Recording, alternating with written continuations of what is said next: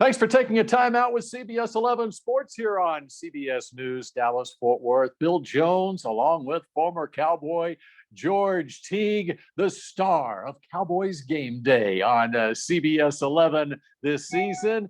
And the star was shining bright. You were defending the star very well on Sunday with a victory over the Cincinnati Bengals. And I'll just say you had something to do with it because you kept the positivity going after a season opening loss to Tampa Bay, George. You could never give up on your boys or your team. And, when you're the underdog, it's just something about players wanting to fight to prove people wrong. And, we had a pretty good sense of that, I believe. It was fun to be there at the game and to watch it. Man, it was such a relief because the sky was falling. And I'm just glad we were able to keep it up there in the clouds for a little bit.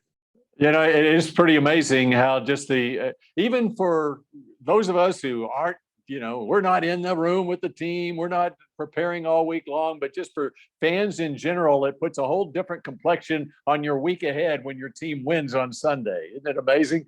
Man, I'm telling you, yes, it is, because last week after we lost the first game, I know I was down in the dumps. It was hard to get up, go to work and do all this kind of stuff. And, walking in on Monday, this week, oh man, I'm smiling, I'm cheering, I got my jersey on, I got everything on. Just love to talk about the boys again. Yeah, there's an extra bounce in your step. Okay, to start this week's segment off, I want to take you into what we'll call 4-down territory as we look back at the Cowboys' win over the Bengals on Sunday, and we'll start off with first down. First down for the Cowboys. I look back and when they weren't in the 2-minute offense, through the first 3 quarters plus of this game, they had 7 positions, and the Cowboys, with a backup quarterback, ran the football on first down on 6 of those 7 possessions to kick off those possessions. How important was it to establish the run with a young offensive line in front of a backup quarterback? Man, I think it was super important in that, and thank you for sharing the stat, because I think that's amazing, because anytime you can give the confidence, one, to your quarterback, who you just don't want him to go throw it around, you got to give him the ability to get comfortable with his teammates, the scheme, and all those things. So it was good for Cooper, but it's also good because one thing I know, if you listen to any of the offensive linemen, they would rather run block than they would pass block anyway, particularly if they're younger, because now you can just show some aggression, a little bit less technique. So that's pretty cool that they did that early. Great first quarter. Yep, that's exactly right. When you get out to a 14-3 lead to start the game, and running the football had a little bit to do with that. Okay, second down. First possession for the Bengals. They faced a 2nd and 11. And really, you go back to the first play that the Bengals lined up on offense. Micah Parsons is lined up opposite Lyle Collins. Well, they faced a 2nd and 11, and here came Parsons around Lyle Collins for his first of 2 sacks for him in the game. And the Cowboys, of course, got to Joe Burrow 6 times for sacks in this game. That was huge, was it not? No, it was amazingly huge. And watching Micah Parsons do what he does as a defensive end, outside linebacker, whatever it is, standing up, not even in a 3-point stance, and just blowing by people is amazing to watch. I feel bad for Lyle Collins having to go up against his old teammate and just get a little bit of that sauce, that Micah sauce that he had to deal with. It's for Joe Burrow to get sacked 7 times 1 week, 6 the week after. That's they got to figure out what they're going to do to slow this down. They're going to be in a world of hurt. Yeah, I think Joe Burrow probably needs to go watch some Tom Brady and maybe some Aaron Rodgers and how to maybe get rid of the football before those linemen get to you. Okay, let's go to third down. The biggest third down play of that game on Sunday came late in the game. Cincinnati's got the football facing a 3rd and 3. And as it turns out, the communication between the Cowboys coaches and, as you pointed out on Cowboys Game Day, Malik Hooker was going to have the green dot. He would get the calls from the sideline. I think you may have reported that exclusively on Sunday morning on Cowboys Game Day, by the way, George. But anyway, they lost communication, so they had to do it the old-fashioned way. They got their play call in from the sideline, but as you know, the big play by Trayvon Diggs making the tackle, forcing the Bengals to punt from their own end of the field. the biggest third down play of that game. Would you say, George? Man, it's so important to get off on third down, and particularly in that situation is huge. And yes, you do need to make sure you guys are tuning in to Game Day on Sundays at 10:30 because we have some fun. We do a lot of things and we shoot facts as well. But I literally jumped up out of my seat when Diggs made that play. One, just seeing defensive back, cornerback come up, put a big hit on somebody in a critical part of the game to get the ball back to the offense. It was absolutely amazing. I hate they had a little bit of conflict that they had with their headsets. But you know what? That's what big time players do. They show up when it matters the most. So hats off to my University of Alabama guy. Oh, that's right. That's right. You share something in common with Trayvon. Michael Parsons says he didn't realize Trayvon could tackle like that. What does that do? Okay, obviously Trayvon is known for all the picks at 11 last year. He's also known for taking a chance or two. How much does that do for him when everyone's talking about this week how, well, Trayvon can tackle too? No, it's huge because, and no disrespect to Trayvon or anything, just the last week, if you notice, he dove under Fournette, missed some tackles and did some other things. So this just instills confidence in your teammates when you go out there and put shoulder pads on people. Makes you a complete player. I know he's not thinking about Hall of Fame and all that kind of stuff, but it just it takes you a whole another level when you can be a shutdown corner, but you can also come up and hit somebody pretty physically. All right, we continue 4-down territory. It's 4th down now, and we take you back to the opening drive of the game for the Cowboys. They face 4th and 2 at their own 44-yard line.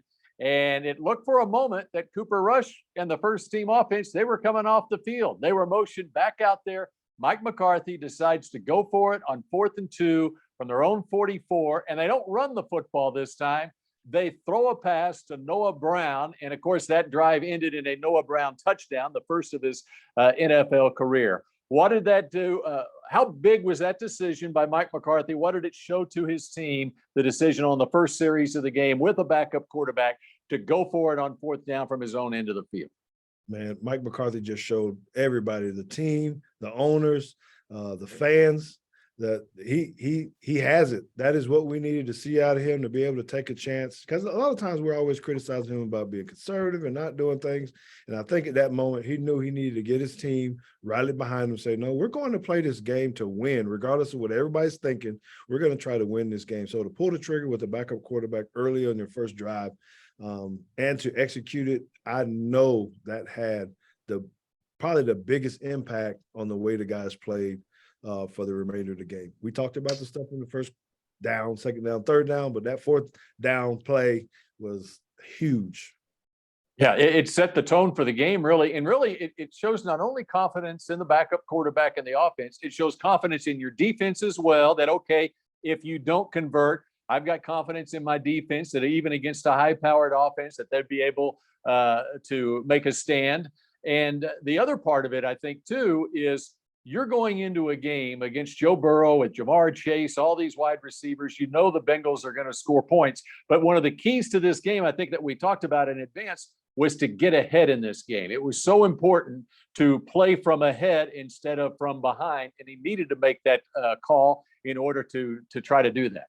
Yes, you're absolutely right. You hit on everything we need to do because, we did talk about it earlier about just how do you instill confidence in your team when they may not be fully supporting the quarterback. We needed him to make a play, and Mike McCarthy gave Cooper Rush an opportunity to make a play early on and to let him know that, hey, we got confidence in you, we believe in you. And man, it just rolled from there. I'm sure it fired up Micah and the defense, said, okay, we got to do our part here. So, man, I'm so giddy. Can I say that? I'm so giddy Sure. about a lot of these things just because of the decisions that were made by the coaching staff and the plays that were made by the players, and the way that our fans acted in the stands too was awesome. Well, it's great when the decisions work. Show and tell time for Mr. Teague here, Andy. Yeah, we just heard Coach. He's like, mano a mano. Let's go mano a mano. Uh-oh. Look, here's the bottom. My money's on George. Are you? So am I. Receivers are not doing their job. I want you to explain and to show us what's happening here. So if you need to use Bill, Yeah, Bill, you be the wide receiver right here. Yeah, I'm the wide receiver. Defensive back. Our goal as a defensive back is to make sure you don't. by the get way, a I'm going to free get out of the release way because I feel like for this could be free release. dangerous. So I'm Yeah, going to be it in a could good stand. There's going to be a lot of hand fighting. DBs are doing a lot to try to get in their hands. I have to do hand fighting? No, we're not yet. You don't have to do that. You're going to do that, but we have to make sure that we do not give you a free release. So we talk about opening a gate, right? But I just don't want you to run right past it. So I only open up my gate a little bit. You then have to Beat that. so that they're just not getting free releases and running down the field and catching the ball. So the question is pretty simple. How do you fix this? Well, most people don't get to see my wide receiver side. I did play both sides of football. But I'm going to let Bell be a wide receiver this time because there are a few things that you can do. Of course, there's all the hand fighting, but you need to have some tools in your kit. Okay. So we want to have a two-step, a Texas two-step, right? So I'm Two-step. My defensive quarterback's back. over there, okay? It's your I'm job on the to line try of to make scrimmage. me open up the Texas gate. two-step. So you take All right. 2 steps, Okay. right, All right. left. Ready? Yes, sir. You're going Let's to get give it. the signal. Down, set, hut. Okay? Oh, Okay. see that he's got to make me open up How my about that gate like two-step? this so that he can run past Not me. bad, George. No, another tool. He's pretty good. The next thing that By you the can way, do. was that Daxby? Do you really believe? I feel like that right there was I'm keeping my straight up hands off of him. I'm keeping my hands off of him. And then there's other ways to kind of slow play it. You can do a hesitation hop, things of these natures that you'll see Jamar Chase. You're going to see him do that today. I'm running a So, slant here. I'm running a slant. All right, okay? come on. All right, here's Come my on. hesitation hop. Yep. There's a Get me hesitation. to move Hop, boom, and then hold try my to knee. get me to open up the gate again. So you got to have a way to be able to juke a guy at the line, that fancy way of saying, hey, make some moves to get the defensive back out of position because we're not doing that right now. Their defensive backs are getting their hands on the receivers, and they're not breaking free. Now, it's a lot of footwork. What about the hands here, George? Oh, yeah. So the hands, as a wide receiver, if I put my hands up here, you need to slap them. You got to chop them. Yes, you got to swim. You got to rip. All right, I'm You gotta swimming do over. all I'm kind open. of stuff, Terrible. By the way, we put Bill in there because, they didn't want me to have to take you down. Well, so that was the thought process. Bill here. is an athlete. He did play a lot of basketball, and so Long time ago. Skills It's the first time I've ever been accused of being an athlete. George, you're a mainstay on this show for a long time. Cowboys with the big win over the Bengals on Sunday. Now look ahead to the New York Giants, a Monday night game, first road game at MetLife Stadium in New Jersey on Monday. But George, let me ask you, what's the biggest thing that the Cowboys take out of the win over Sunday going forward? What do you think the biggest thing is outside of getting that W, especially with a backup quarterback winning the game for them? I think they need to make sure that they continue watching our pregame show, our game day show, because you showed them exactly how to beat the press technique.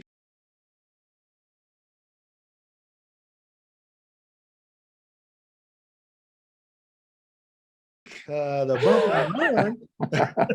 So good to see some teams using your skill set there, buddy. That's right. It's funny. Pull back the curtain a little bit. George is watching the Monday night game, and he's texting all of us in the CBS 11 sports staff the video of, see, this is how we showed it on Sunday morning. This is how you beat press coverage. Buffalo Bills are pretty good at beating press coverage, wouldn't you say?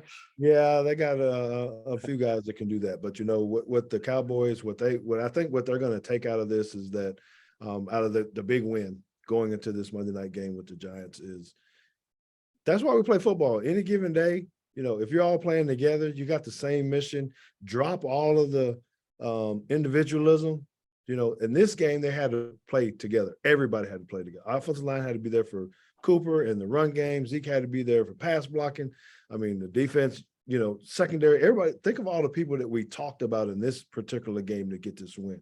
And that's what you got to have. So now they got to go into hostile territory up to the Giants on the Monday night, big time game in the NFC East. Now you got Saquon Barkley, Daniel Jones, regardless of what you think about any of those guys, they're the same way. I don't know what they're saying about them, but we got to go up there and play with a backup quarterback again. We might get Gallup back, right? Or we may get maybe even Jason Peters, JP. That could happen, by the way. which could be a spark for us. But we just got to go up there and play and give our best efforts, and we can come out with another win.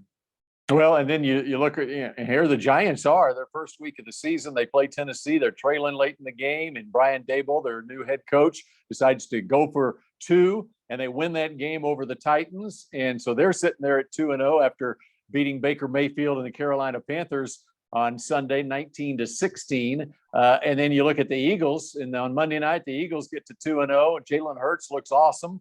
And so, which underscores the importance of the Cowboys getting that win over the defending AFC champions on Sunday. Otherwise, and now you're looking at 2 straight division opponents on the road at the Giants, and then back home against a Washington team that's 1-1.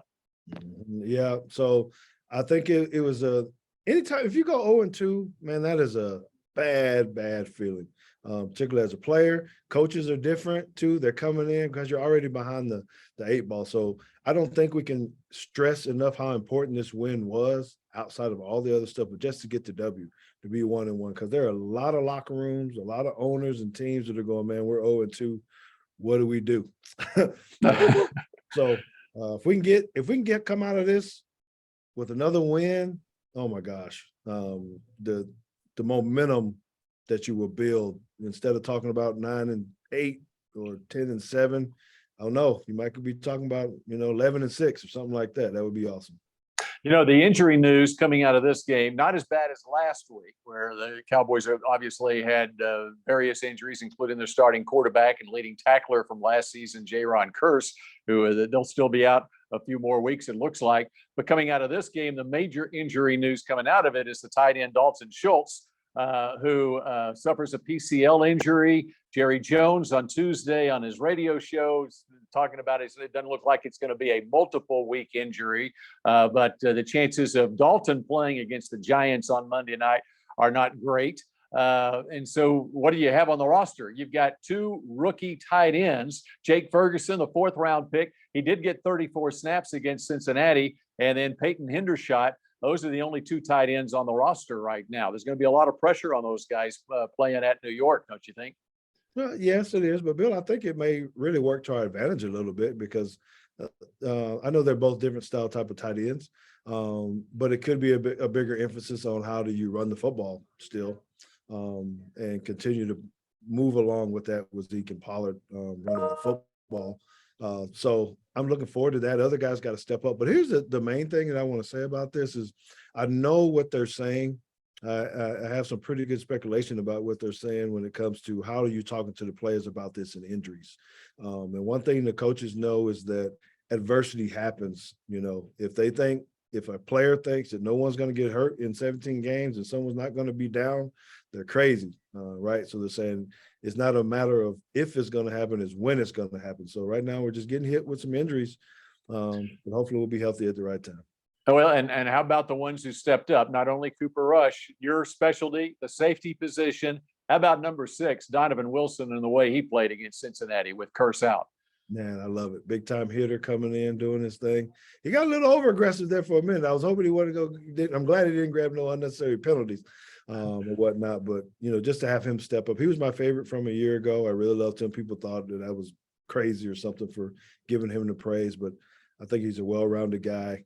The combination they had with him and Hooker was totally awesome.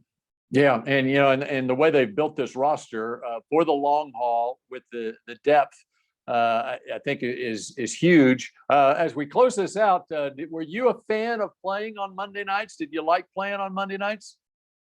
Yeah, I didn't have any problems with Monday night. The only difference is you have to be in a very, very good routine because anytime it's different on your body, your makeup, a lot of stuff happens during the day on Monday. And you really got to stay focused so you're not tired or having someone call you, text you, or whatever too much during the day when you're trying to get your mind right. So it's awesome because you're prime time. There hadn't been any other games on for the most part, during the day. So I loved it because now you get to be who you are and you get to shine. If you're that guy, you get a chance to shine. Yeah. You don't remember what your record was on Monday night. It can't be like there are certain guys who who are prime time players. And then there are other guys who I think Kirk Cousins is now 2-10 on Monday night after losing to the Eagles on this past Monday night. Wow, that would be a little bit of research that I can try to do because I don't know. I'll do that homework assignment. How about that? All right, you can catch us on Sunday mornings at 10:30 throughout the season on Cowboys Game Day, along with Andy Adler. And you can catch us right here on CBS News Dallas-Fort Worth as well. Cowboys at 1-1, trying to get above 500, at 2-1, playing at the New York Football Giants on Monday night. For George Teague, I'm Bill Jones. And thanks for taking a time out with CBS 11 Sports here on CBS News Dallas-Fort Worth.